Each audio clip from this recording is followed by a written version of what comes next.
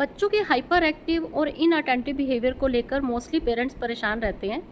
ये जो hyper active बच्चे होते हैं वो एक जगह बैठ ही नहीं पाते हैं। आप उनके साथ कहीं बाहर जाते हैं तो वो एक जगह खड़े नहीं हो पाते हैं, या तो इधर उधर घूमते रहेंगे, या फिर उनके हाथ में कोई ऑब्जेक्ट है तो उसको हिलाते रहेंगे, या फिर आपने देखा होगा कि आप किसी के घर पर गए हो, वो आपके साथ बैठ ही नहीं पाते हैं, या तो उठकर इधर उधर जाना शुरू कर देंगे।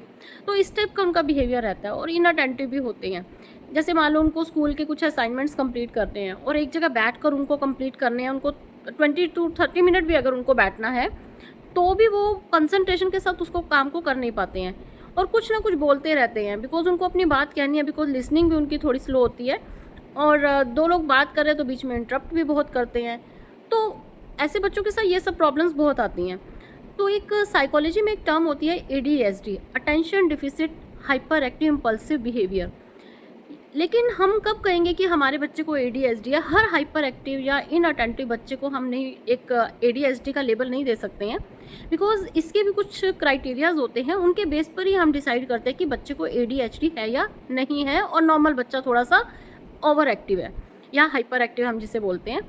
तो इसके लिए कुछ क्राइटेरियाज होते हैं। जैसे हाइपर एक्टिव जो बच्चे होते हैं उनको चेक करने के लिए कुछ क्राइटेरियाज होते हैं, क्वेश्चनर्स होते हैं, जिसमें इस टाइप के क्वेश्चंस लिखे होते हैं कि जैसे मान लो क्या बच्चा थोड़ी देर तक कंसंट्रेशन कर पाता है अपने काम पर, या फिर हम पूछ लेते हैं कि क्या बच्चा आराम से बैठकर अपने असाइनमेंट कंप्लीट करता है, क्या उसे फ्रेंड्स बनाने में प्रॉब्लम आती है। तो इस टाइप के कुछ क्राइटेरियाज होते हैं जिनके बेस पर 9 क्राइटेरियाज होते हैं। अगर उसमें से 6 भी आपके बच्चे के बिहेवियर के साथ मैच कर जाते हैं तो हम कहते हैं कि इसे ADHD है।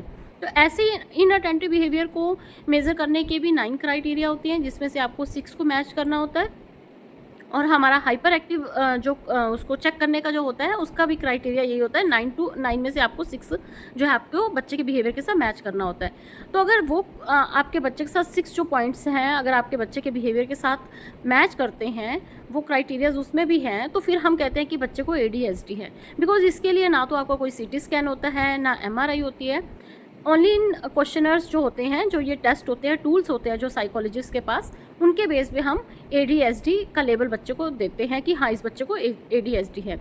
इसका ट्रीटमेंट क्या होता है? इसके ट्रीटमेंट के लिए कभी कभी जो होता है, अगर ये बहुत सीवियर है तो हमें बच्चे को मेडिकेशंस पर डालना पड़ता है, और बहुत सारी थेरेपीज़ होती हैं जिसे CBT थेरेपीज़ भी बोला जाता है, बिहेवियर कॉग्निटिव बिहेवियर थेरेपीज़ होती हैं।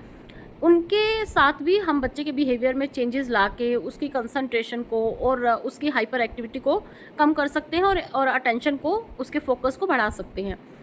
लेकिन कभी कभी क्या होता है, एज बढ़ने के साथ आपने देखा होगा बच्चों में ये जो है सिम्टम्स कम होने स्टार्ट हो जाते हैं।